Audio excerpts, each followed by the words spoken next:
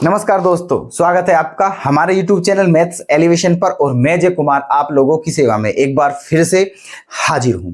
तो कैसे हो आप लोग? उम्मीद करता हूं बेहतरीन होंगे और अपनी अपनी तैयारी को भी जबरदस्त तरीके से कर रहे होंगे। तो हम आज आपके सामने जो चैप्टर शुरू किया था परसेंटेज, उसके सेकंड पार्ट के साथ प्रेजेंट हुए हैं। तो चलते हैं आज के अपने इस नए सेशन की तरफ, लेकिन उससे पहले कल वाला क्वेश्चन, ठीक है? तो देखते हैं। तो बने रहिएगा दोस्तों एनर्जी के साथ। तो क्या होगा इस क्वेश्चन में, कैसे करेंगे इस क्वेश्चन को, है ना? क्योंकि इसमें नया ट्विस्ट आया है क्वेश्चन में। मैंने क्या बोला था कल, है ना, कि अगर एरिया हो तो वहां डबल परसेंट के अकॉर्डिंग फॉर्मूला, मतलब जो डबल परसेंट वाला फॉर्मूला है उसके अकॉर्डिंग क्वेश्चन हो जाता है एरिया में, ठीक है? लेकिन अगर वॉल्यूम बात आ जाए, क्या आ जाए, देखो यहाँ वॉल्यूम है, आयतन है ना, अगर वॉल्यूम की बात आ जाए तो डबल परसेंट वाला ही फॉर्मूला हम लगा सकते हैं, बट 2 बार यूज होगा। वो कितनी बार होगा? 2 बार यूज। तो बस उसे 2 बार यूज कर दो, ठीक है? देखो क्या बोला है, एक घन की प्रत्येक भुजा को 10% बढ़ाया जाए तो घन का आयतन कितना बढ़ जाएगा, ये बताना है। घन की प्रत्येक भुजा, घन का आयतन बताना है कितना बढ़ जाएगा। अब घन का आयतन क्या होता है? भुजा पे घात 3। इसका मतलब भुजा कितनी बार है? 3 बार, ठीक है? पहली बार, दूसरी बार और तीसरी बार, 3 बार भुजा है ना। पहली भुजा, उसमें भी 10% की वृद्धि की गई, दूसरी भुजा भी 10% की वृद्धि और 10% की वृद्धि, ठीक है? ऐसे करके, है ना। कहने का मतलब लंबाई, चौड़ाई, ऊंचाई। अब क्योंकि घन जो होता है उसे क्यूब बोलते हैं हम, है ना, और उसकी तीनों ही साइड क्या होती हैं? इक्वल, है ना। लेंथ भी, ब्रेथ भी और हाइट भी, ऐसे। तो इसकी लंबाई को भी 10% बढ़ाया गया, इसकी चौड़ाई को भी 10% बढ़ाया गया और इसकी हाइट को भी 10% बढ़ाया गया। तो इसके वॉल्यूम में कितने परसेंट की वृद्धि होगी, ये हमारा क्वेश्चन है। तो देखो अब हम क्या करते हैं, पहले इन दोनों को एक साथ लेते हैं, है ना। लगा दो डबल परसेंट वाला फॉर्मूला। वृद्धि हो रही है, वृद्धि हो रही है ना। तो 10 प्लस 10 प्लस 10 गुणा 10 और बटे में क्या? 100, ठीक है? तो देखो इस 100 से 100 क्या हो जाएगा? कैंसिल एक बार। तो 10 और 10 20 और 1 21। तो इन दोनों को मिला के क्या आया? 21, है ना। इन दोनों को मिला के क्या आ गया? 21, है ना। अब क्या बन गया पता है ना? इन दोनों को मिला के 1 बन गया, मान के चलो ये चौथा बन गया। और कितना हो गया? ये 21, ये मान लेते हैं, है ना। इन दोनों को मिला के 1 बन गया 21, अब ये 10 है। अब यहाँ फिर ये दोनों की बात आती है, फिर ये दोनों बचे। अब यहाँ फिर दोनों के अकॉर्डिंग फॉर्मूला लगा दो, ठीक है? क्वेश्चन हो गया। तो क्या करेंगे, देखो 10, ठीक है, प्लस 21 प्लस 10 गुणा 21 और बटे में 100, ये आ गया, ठीक है। अब देखो 10 से कितनी बार जाएगा? ये 10 बार। और इस 10 का 2.1 में जब डिवाइड करेंगे तो सॉरी 221 में डिवाइड करेंगे तो क्या हो जाएगा? 2.1, है ना। और ये क्या है? 21 और 10 क्या हो गया? 31 प्लस यहाँ क्या हो गया? 2.1। अब ये दोनों को क्या करना है? ऐड करना है, प्लस करना है। तो 31 और 2 33, तो 33.1 आ जाएगा, 33.1%, है ना। उम्मीद करता हूं ये क्वेश्चन आपके बहुत अच्छे से समझ आ गया है ना। तो हमारा आंसर क्या हो जाएगा इसका? 33.1%, ठीक है। कौन सा ऑप्शन करेक्ट कर दिया जाए? 33.1 का ऑप्शन थर्ड क्या हो जाएगा? करेक्ट। चलिएगा आगे की क्वेश्चन कैसे करने हैं। देखो एक आयत की लंबाई व चौड़ाई क्रमशः 20 मीटर और 15 मीटर है। यदि उसकी लंबाई को 20% बढ़ाया जाए और चौड़ाई को 30% बढ़ाया जाए तो उसके क्षेत्रफल में कितने परसेंट की वृद्धि हो जाएगी, ये बताना है ना। अब देखना, इस क्वेश्चन में लंबाई भी दी हुई है, चौड़ाई भी दी हुई है ना। और फिर लंबाई और चौड़ाई में परसेंट इंक्रीज जो है वो भी दिया हुआ है, कितने परसेंट की वृद्धि हो रही है ना। अब इस क्वेश्चन में हमें लंबाई और चौड़ाई कितनी है इस बात से कोई फर्क नहीं पड़ता है, और ना ही हमें इस बात से कोई लेना देना है ना। चाहे इस क्वेश्चन में ये लंबाई और चौड़ाई नहीं भी देता तो कोई इशू नहीं था, ठीक है, क्योंकि हमें इनका यूज करना भी नहीं है। क्वेश्चन बिना इन्हीं के होगा, ठीक है। देखो तो इसलिए लंबाई चौड़ाई को भूलो, आप क्वेश्चन को सिंपल समझो कि एक आयत है, उसकी लंबाई में 20% की वृद्धि होती है, चौड़ाई में 30% की वृद्धि होती है, तो उसके क्षेत्रफल में कितने प्रतिशत की वृद्धि होगी। क्षेत्रफल आ रहा है, कौन सा फॉर्मूला लगेगा, और 2% दिए हैं, डबल परसेंट वाला फॉर्मूला लगाना है, ठीक है। क्वेश्चन अलग अलग तरीके हैं लेकिन हर बार देखना है, इसलिए अलग अलग तरीके के लेकर आ रहा हूं, ठीक है। और आपको ये समझाना चाह रहे हैं हम कि देखो क्वेश्चन कैसे भी हो लेकिन यूज उसी तरह से हो रहा है, ठीक है। फॉर्मूले वही लग रहे हैं, सिंगल परसेंट, डबल परसेंट ज्यादातर, ठीक है। तो यहां भी कौन सा फॉर्मूला लग जाएगा, डबल परसेंट। कैसे, दोनों में वृद्धि है ना, वृद्धि के लिए प्लस, तो 20 की वृद्धि है, फिर 30 की वृद्धि है, ठीक है। और फिर क्या है, 20 गुणा 30 और बटे में क्या, 100। सही है ना। अब देखो, ये 2 जीरो से ये 2 जीरो कैंसिल होगी, तो 20 और 30 50, और यहाँ क्या बचेगा, द्वितीय 6, यहाँ बचेगा 6। तो 20 और 30 50, 50 और 6 क्या आ जाएगा, 56। ओके, 56%, यही हमारा आंसर हो जाएगा, ठीक है। तो कौन सा ऑप्शन करेक्ट कर दूं मैं, ऑप्शन 4, ठीक है। अब देखिएगा नेक्स्ट क्वेश्चन। यदि एक गोलक की त्रिज्या में 50% की वृद्धि कर दी जाए तो उसके आयतन में कितने परसेंट की वृद्धि होगी, है ना। यहां क्या है दोस्तों, आयतन, है ना, और वहां क्या था, क्षेत्रफल। वहां क्या था इस क्वेश्चन में, क्षेत्रफल, है ना। तो क्षेत्रफल था, तो डबल परसेंट वाला फॉर्मूला केवल एक ही बार यूज हुआ। यहां आयतन ने डबल परसेंट का फॉर्मूला 2 बार यूज होगा। सीधा सीधा फंडा है, कंसेप्ट को याद कर लो आप, कि अगर एरिया निकलवाए, एरिया की बात आए, तो डबल परसेंट का फॉर्मूला एक बार यूज करना है केवल, और अगर वॉल्यूम की बात आती है, आयतन की, तो डबल परसेंट वाला फॉर्मूला 2 बार यूज करना है। तो यहां 2 बार यूज करते हैं, ठीक है। देखो, एक गोलक की त्रिज्या में 50% की वृद्धि कर दी जाए, है ना। गोलक की त्रिज्या में 50% की वृद्धि करी जा रही है ना। त्रिज्या, गोलक बोले तो गोला, स्फेयर बोलते हैं इंग्लिश में, है ना, स्फेयर। उसकी जो रेडियस है उसमें 50% की क्या कर दी, वृद्धि कर दी, तो उसके आयतन में, तो देखो 50% की कर दी, तो पहले डबल 50 50 50, पहले 2 बार ले लेते हैं, 50 प्लस 50 प्लस 50 गुणा 50 और बटे में क्या, 100।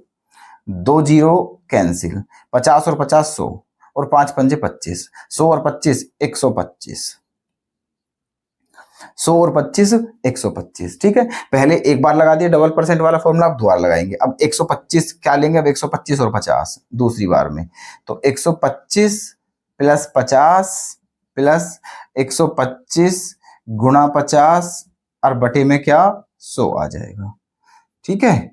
तो 50 से दूनी 2 बार कट जाएगा, 50 दूनी 100, तो यहाँ क्या आ गया, 125 और 50 क्या होता है, 175, प्लस यहाँ क्या बचा, 125, और 125 में कितने का डिवाइड करना है, 2 का, और 125 का आधा कितना होगा, 62.5, है ना, 62.5।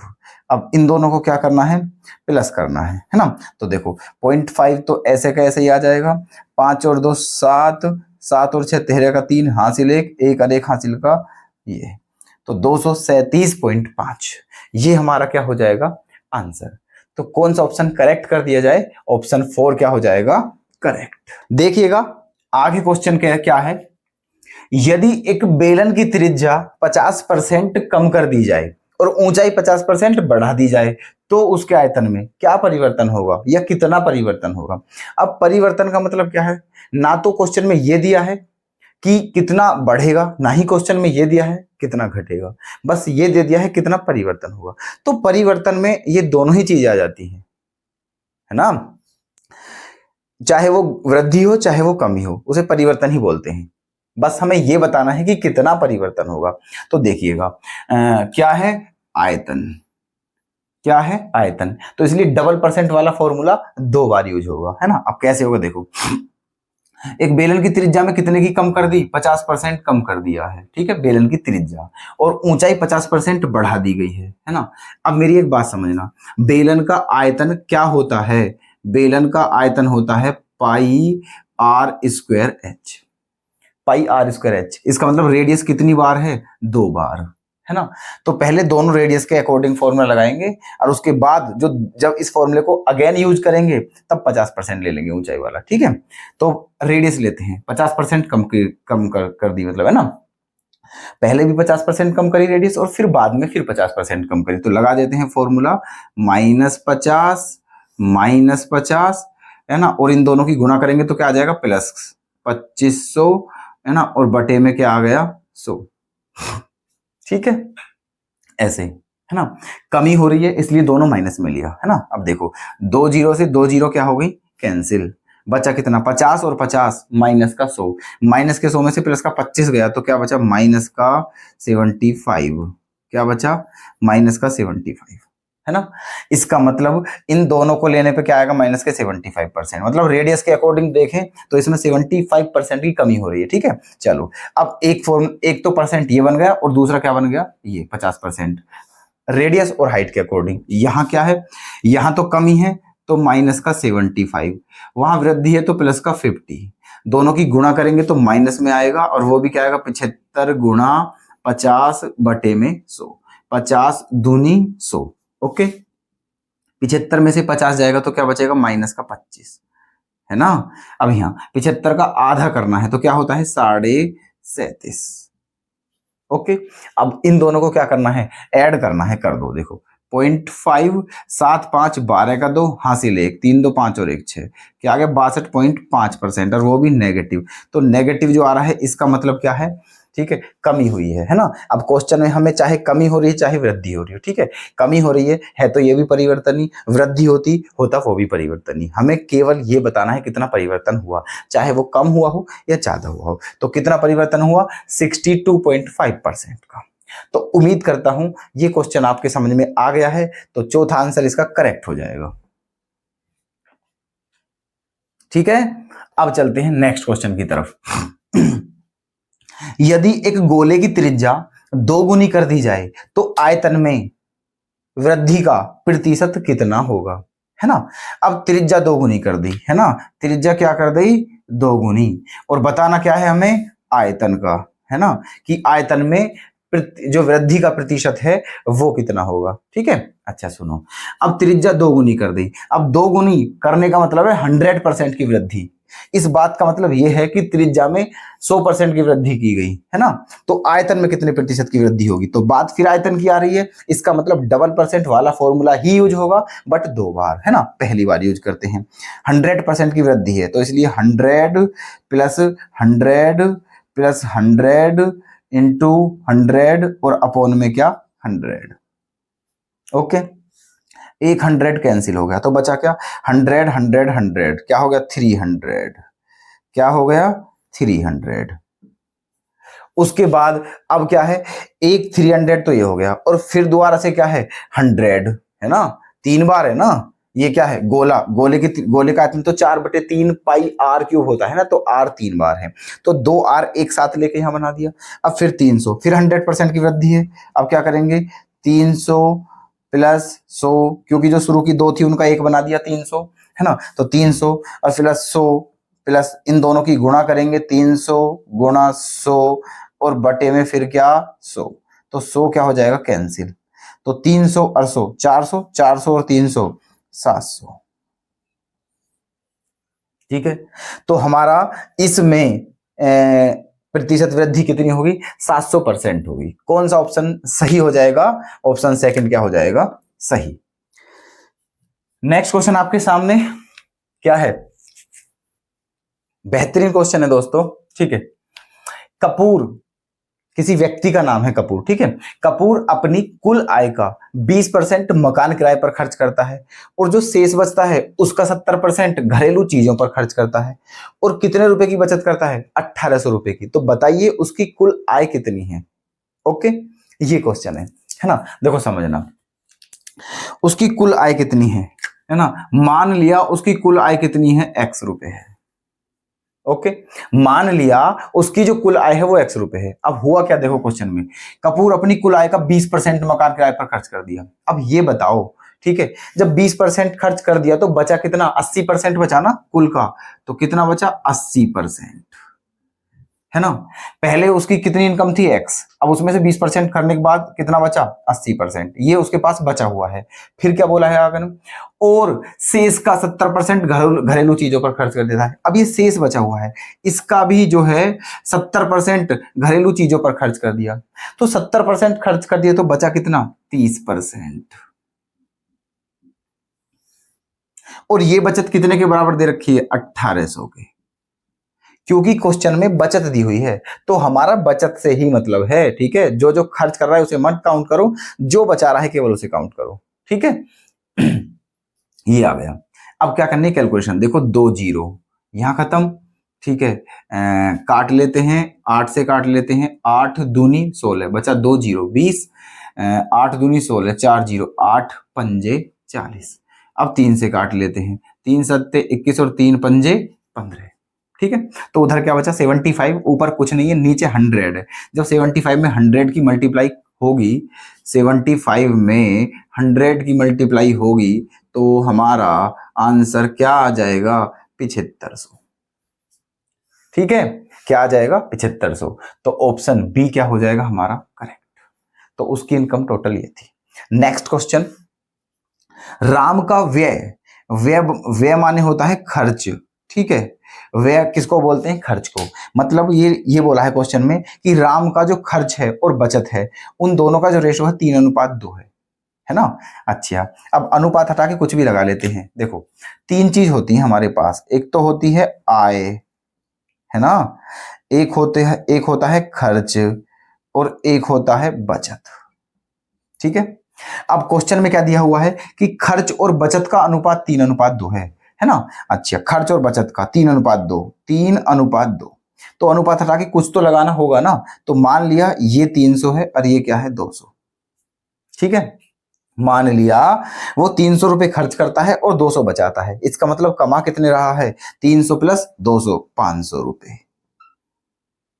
ओके, मतलब उसकी आय 500 रुपए है, खर्च 300 रुपए और बचत 200 रुपए है। फिर आगे क्वेश्चन में चलते हैं। फिर क्या बोला है, उसकी आय में 10% की वृद्धि हो जाती है। आय 500 है, 500 में 10% की वृद्धि करनी है। ठीक है, इसमें 10% की, तो 500 का 10% कितना होता है 50।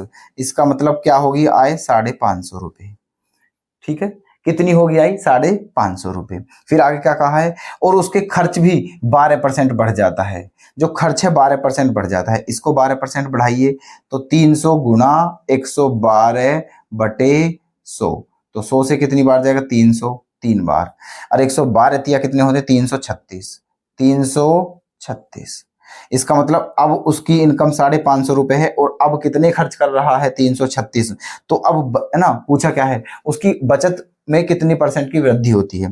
पहले इतने कमाए थे, इतने खर्च किए तो इतने बचे। अब इतने कमा रहा है और इतने खर्च कर रहा है, तो बचा कितना रहा है ये देखना है। घटा दो इसमें से, है ना, 10 में से 6 गया तो क्या बचा 4, है ना, और यहाँ बचा 4, 4 में से 3 गया क्या बचा 1, फिर यहाँ क्या बचा 5, 5 में से 3 गया क्या बचा 2। अब कितने रुपए बचा रहा है वो 214। क्वेश्चन में ये पूछा है कि उसकी बचत में कितने % की वृद्धि हुई। पहले कितने बचाए थे उसने 200 रुपए, अब कितने बचाए हैं 214।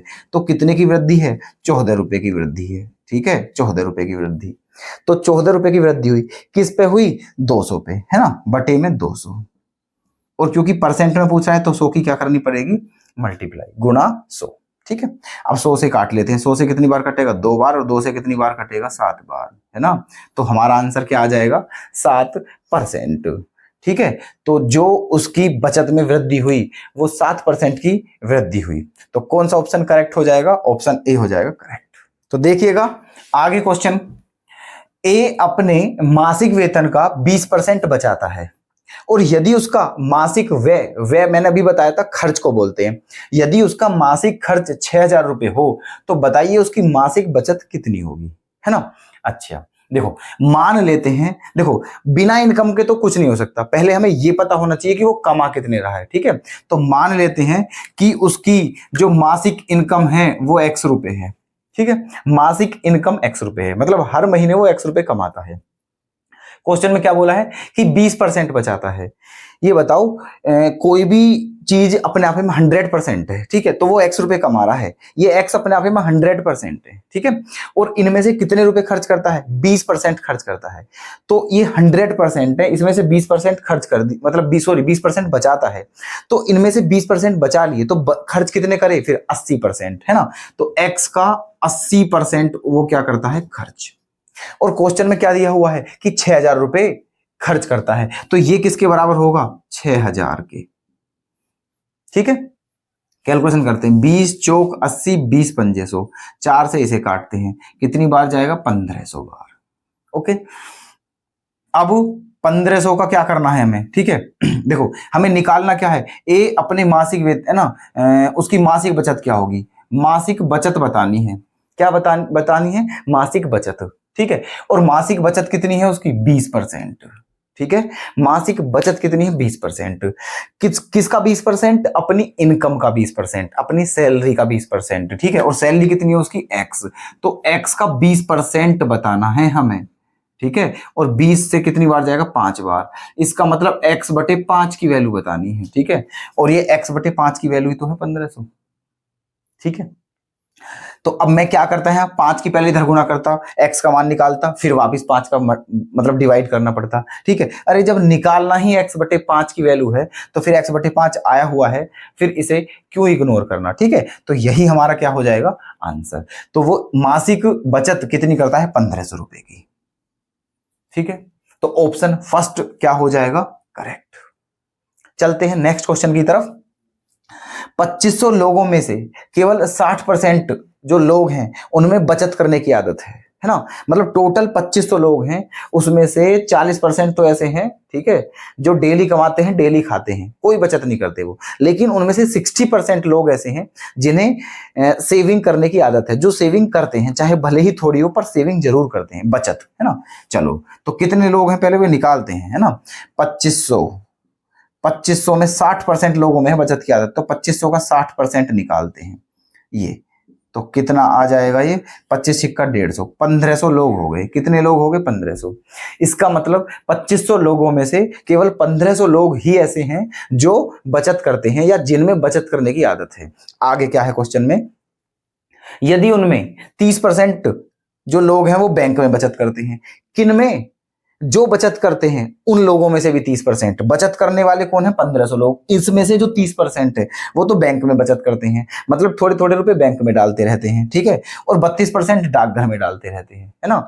किन में से हैं ये लोग? ये उन्हीं में से हैं जो बचत करने वाली आदत, जिनकी आदत बचत करने वाली है, इन्हीं में से है, 1500 में से, ठीक है। टोटल में से नहीं है। तो देखो इस 1500 लोग जो हैं टोटल, इसमें से 30% लोग जो हैं वो बैंक में रुपए बचाते हैं अपने, और 32% लोग जो हैं वो डाकघर में बचाते हैं, और जो शेष हैं वो शेयर धारकों में बचत करते हैं अपनी, मतलब शेयर खरीदते हैं ऐसे। तो बताना है शेयर धारकों की संख्या क्या है, ठीक है। अब देखो 30 और 32 क्या हुआ? 62, ठीक है। तो इन 1500 लोगों में से 62% लोग क्या हैं, ठीक है, जो बैंक और डाकघर में बचत करते हैं, तो उन्हें तो निकाल दो, और जो बचे हुए हैं हमें उनसे मतलब है।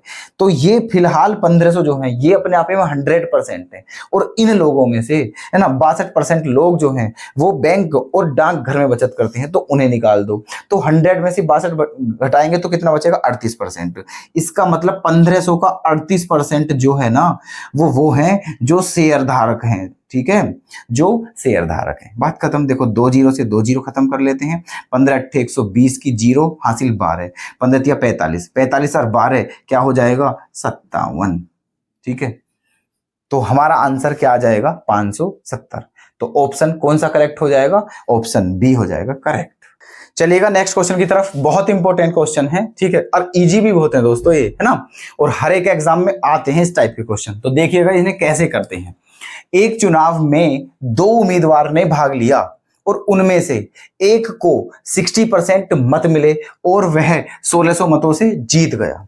तो बताइए टोटल वोट कितने पड़े? टोटल मत कितने पड़े? मत माने क्या होता है? वोट, ठीक है। अब सुनो, देखो जो टोटल वोट हैं वो कितने होंगे? 100%। मैंने पहले भी बता चुका हूं कि कोई भी चीज अपने आप में क्या होती है? 100%। तो यहां भी जितने वोट पड़े हैं वो 100% हैं। तो हुआ क्या है, जो जीता है वो उसे कितने वोट मिले? 60%। अब मेरी बात समझना, ठीक है। देखो एक तो क्या है? विनर, और एक क्या है? लूजर। मतलब ये जीतने वाला है और ये हारने वाला है, ठीक है। क्वेश्चन में दिया हुआ है जीतने वाले को कितने परसेंट वोट मिले? 60%। इसका मतलब हारने वाले को कितने मिले? 40%, ठीक है। क्योंकि टोटल वोट तो 100% है, जब 60 इसे मिले तो 40 उसे मिले। अब क्वेश्चन में साफ साफ दिया हुआ है कि जो जीतने वाला उम्मीदवार है कितने वोटों से जीता? 1600 से, ठीक है। अब यहां देखना कितने से जीता? ये 20% से। कितने से जीता? 20% से, है ना। तो इसका मतलब 20% जो है ना ये किसके बराबर है? 1600 के, ठीक है। ये 20% 1600 के बराबर है। तो हमें क्या बताना है? टोटल वोट कितने हैं? तो टोटल वोट कितने हैं? 100%। टोटल वोट तो 100% है, जब 20% इसके बराबर है तो 100% की हमें वैल्यू निकालनी है, ठीक है। तो एक काम करते हैं, इसमें 5 की मल्टीप्लाई कर देते हैं, ठीक है। 100 बनाना है ना इसका हमें क्या बनाना है? 100, तो इसमें 5 की मल्टीप्लाई कर देते हैं। अब इधर कर दी तो फिर हमें इधर भी करनी पड़ेगी, ठीक है, दोनों तरफ करनी पड़ेगी। तो देखो 16 पंजे क्या हो जाएगा 80, इसका मतलब क्या आ जाएगा 8000, ठीक है, यही हमारा क्या हो जाएगा आंसर। तो सेकंड ऑप्शन क्या हो जाएगा हमारा करेक्ट। आ गया होगा समझ, ठीक है।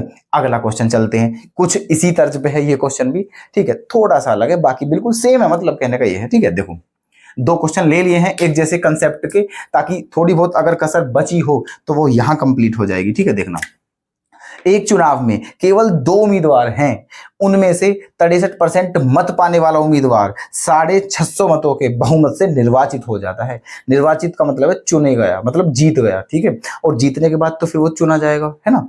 अच्छा, तो बताना है कि जो उम्मीदवार हार चुका है उसको कितने वोट मिले, ठीक है। अब देखो फिर वही बात आ रही है, मान लिया ये विनर है और ये क्या है लूजर, है ना। तो उनमें से 63% मत उम्मीदवार, है ना, जो जीता उसे कितने वोट मिले 63%, है ना। जीतने वाले को कितने परसेंट वोट मिले 63%, तो टोटल वोट कितने होते हैं 100%। जब 63 इसे मिल गए तो बचे हुए किसको मिले लूजर को, हारने वाले को, ठीक है। तो 100 में से जब 63 घटाओगे तो कितना आएगा 37, ठीक है, कितना बचेगा 37%, ओके ऐसे। अब देखो जीतने वाला उम्मीदवार कितने मतों से कितने परसेंट से जीत रहा है ना। 13 में से 7 जाएगा क्या बचेगा 6, और 5 में से 3 जाएगा क्या बचेगा 2, 26%, ठीक है। कितने मतों, है ना, कितने से जीता ये 26% से, ओके ऐसे 26%। और क्या दिया हुआ है क्वेश्चन में कि कितने मतों से जीतता है 650 से, इसका मतलब 26% किसके बराबर है 650 के, 26% किसके बराबर है 650 के, ठीक है। अच्छा, अब बताना क्या है कि जो हारने वाला है उसे कितने वोट मिले, ठीक है, हारने वाले को कितने मिले 37%, ठीक है। जब 26% 650 के बराबर है तो बताना है 37% किसके बराबर होगा, है ना। तो ऐसा करते हैं, देखो 37 की यहाँ क्या करेंगे हम, अन्य एक काम करो, चलो पहले 1% की वैल्यू निकाल लो यहाँ से, ठीक है। देखो 13 से काटो, 13 दूनी 26, और 13 से कितनी बार कटेगा 50 बार, और 2 से कितनी बार कटेगा 25 बार। इसका मतलब 1% किसके बराबर है 25 के, हमें कितना बताना है 37%, तो इसलिए इसमें 37 की क्या करनी पड़ेगी गुणा, ठीक है। तो क्या आ जाएगा देखो 25 सत्ते 175 का 5 हासिल 17, 25 या 75, 75 और 17 कितना हो जाएगा 75 और 17 हो जाएगा दोस्तों 92, ठीक है। 75 और 17 क्या हो जाएगा 92, ठीक है। तो 925 वोट, ठीक है। तो जो हारने वाला है उसे कितने वोट मिले 925। तो उम्मीद करता हूं आप ये जो कंसेप्ट है इसे पूरी तरीके से समझ गए होंगे, ठीक है। तो ऑप्शन कौन सा करेक्ट हो जाएगा दोस्तों, यहां ऑप्शन बी हो जाएगा हमारा करेक्ट। तो नेक्स्ट क्वेश्चन आपके सामने है, जिस पर क्या लिखा हुआ है HW, मतलब ये क्वेश्चन दोस्तों आपके लिए होगा। तो आज अपनी हम इस क्लास को बस यही विराम देते हैं, और आपसे हर रोज की तरह फिर से निवेदन करते हैं कि अगर आप हमारी वीडियोस को पसंद कर रहे हो तो चैनल को सब्सक्राइब कर लें और वीडियोस को लाइक करें और शेयर करें। तो मिलते हैं दोस्तों नेक्स्ट वीडियो में, तब तक के लिए धन्यवाद।